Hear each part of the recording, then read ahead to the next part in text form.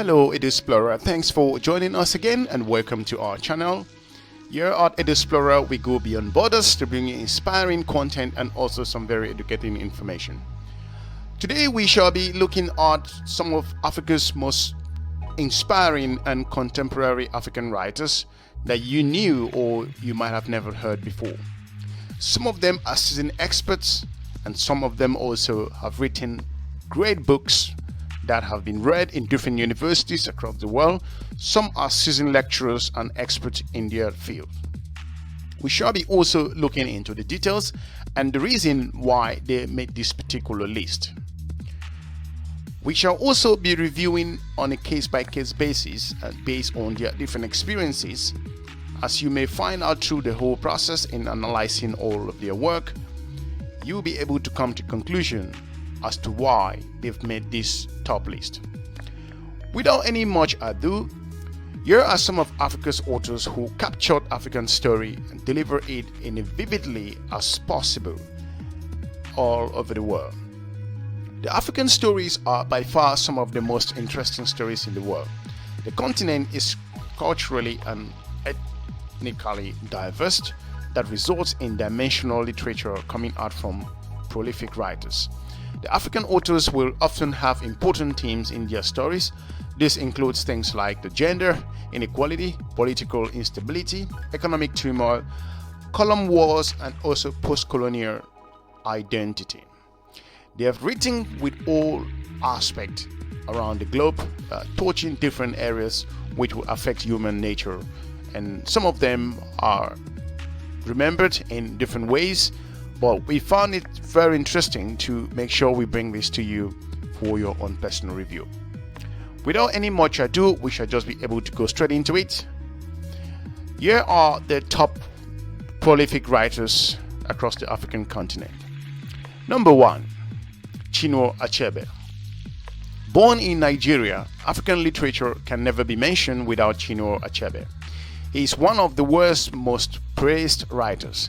He wrote some of the most extraordinary works of the 21st or the 20th century rather, which can ever be remembered. His most famous novel, Things Fall Apart, that was written in 1958, is a depict of the clash between traditional values and also the effects of colonial rules, as well as gender tensions in patriarchal societies. He is also a literary critic who has openly criticized some novels over the years that talked about really tense topics. He's been known and he was a seasoned professor. He's taught in some well-renowned universities around the world, mostly in the United States, in Nigeria, and in other parts of the world. He is a great person and has stamped his authority with regards to the African continent. Number 2, Nuruddin Farah. The Somalian-born writer has numerous plays, novels, and short stories, all of which revolve around his experience in his native country. The title of his first novel, that's called A Crooked Rib in 1970, stems from a Somalian proverb: God created women from a crooked rib, and anyone who tries to strengthen it breaks it. It is a commentary on the suffering of women in Somalian society. His other works revolve around other social critics or criticism themes and also dealing with war and post-colonial identity. He is a great person that his work has been used by numerous universities across the world, and he's been known for being very straight to making his point that impact society. Number 3, MARIAMA. The Senegalese-born writer, MARIAMA is one of Africa's most influential female writers. She is famous, of course, for addressing gender inequalities in Senegal and wider African areas. The issues she addresses in her work are inspired by the challenges she faced as a woman. She struggles to get access to education and was left to fend for 9 children after divorcing a prominent politician. Her frustrations towards gender inequalities she experienced can be noted in her brilliant novel So Long a Letter that was written in 1981. Number 4. PETINA GAPPAH. The brilliant author was born in Copperbelt province in Zambia and raised in Zimbabwe. PETINA is a powerful voice who, in her novel, depicts the Zimbabwean life mostly post-independence. She captures the economic turmoil, social relations, and the political landscape. She is a qualified lawyer without any formal writing education. Her first book, a compilation of short stories, which is titled An Elegy for Ellie, that was written in 2009. What she were looking at, for example, was set to depict what it meant to be Zimbabwean in recent time. She was awarded the Guardian First Book Award for the novel. She is one of the leading voices of Zimbabwean life, as well as struggles past the present in the country. Number 5. Kwei Armah. His book is famous for intense social and political devastation and frustration in Ghana. He is influenced by French philosophers, and his work revolves around themes of despair and disillusion.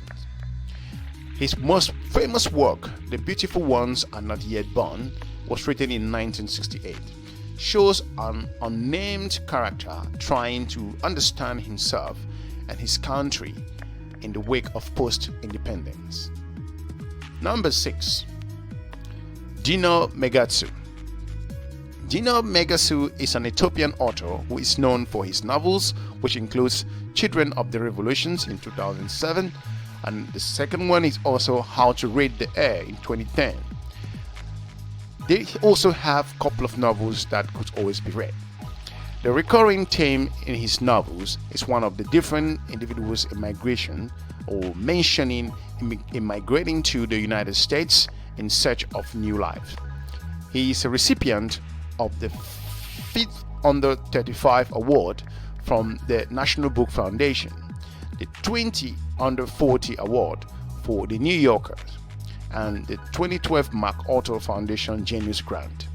His stories resonate with many Africans who travel abroad to fashion new lives. Number 7. Chimamanda Ngozi Adichie. Chimamanda is one of the leading world-renowned African authors. Her works are mainly characters-driven and vividly outlines the Nigerian political and social landscapes. Her novel, Purple Hibiscus, that was in 2003, deals with lives during the military coup in Nigeria, while Americana, in 2013, is an insightful portrayal of Nigerian immigrant life and race relations in America and the Western world. Adichie's work have been accorded with appraisals and numerous awards. She is a great writer in her field. Number 8. OKWIRI ODUOR. OKWIRI ODUOR is an upcoming Kenyan author who made her mark in the literature world after writing or winning the 2014 Kane Prize for her short stories, My Father's Head. The short story explores themes of loneliness, memory loss as narrator struggles with dealing with death of her father. Although this is her only major contribution to the literary world, her writing prowess and the impact of her work cannot be ignored. Number 9. NGUGI wa THIONG'O. NGUGI wa THIONG'O, he is one of Africa's most important and influential post-colonial writers. He wrote most of his first novels in English, centralizing the themes of post-colonial identity versus colonial powers and cultures. He was imprisoned for a year without trial for staging a political controversial play. After his release, he began writing in his native Gikuyu and Swahili. His language switch was caused by his idea that use of African native language is a key tool for decolonizing the mindset and also the culture of African readers and writers. The last but not the least is Aminatta. Raised in Sierra Leone, Forna first drew attention to her memoir, The Devils That Dance on Water, 2003, an extraordinary account of her family's experience living in a war-torn Sierra Leone.